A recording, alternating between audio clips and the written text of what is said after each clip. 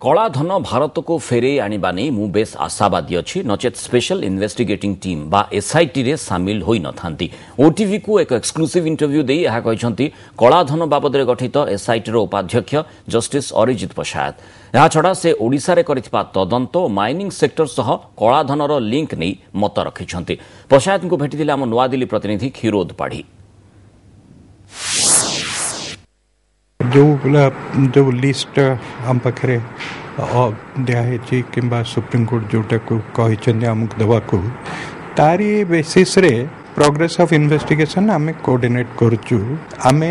ताकू शीघ्र चेष्टा करुचु केमिति जेते शीघ्र यार फलप्रद हम तार इन्वेस्टिगेशनटा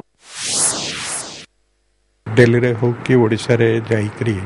जो अधिकारी मान संगे कथबार्ता करुची आम चेष्टा करुचु जे कोऑर्डिनेट करी समस्त भितर जना पड़िबो जे कोठी राजस्व क्षति हेची सेतरे कला धन भी जनरेट होवार चांस अछि। जने इलीगल माइनिंग करी से जो प्रोसीड्स पाइची इलीगल माइनिंग तो से तो खाली इलीगल माइनिंग करी चोरी करने को चेष्टा कर नथला से ताको बिक्री करथिवो काहाकू कि विदेश को पठेइथिवो जो करिथिवो ता धारा जो टैक्स दबा कथा ड्यू टैक्स जी टैक्स दबा कथा सेटा धार्य करा जिवा कथा सेटा जदि से चोरा कारबार करछि ताले सेटा भी मध्य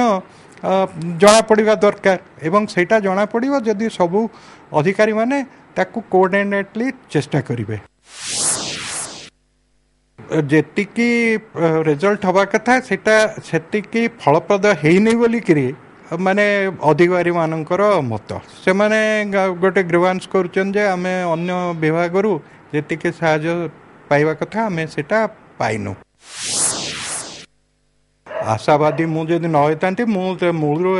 एसआईटी रे रहिबा को भी राजी न थांती टिकस चोरी करी जे धनी हो आम देशर लोक गरीब हुए मुझे केवे सही पारि ना तेणु मुझे भावी आशावादी न होता तो मुझे मूल प्रथम दिन मना कर हाथ जोड़ी आज्ञा मत पुरातु ना।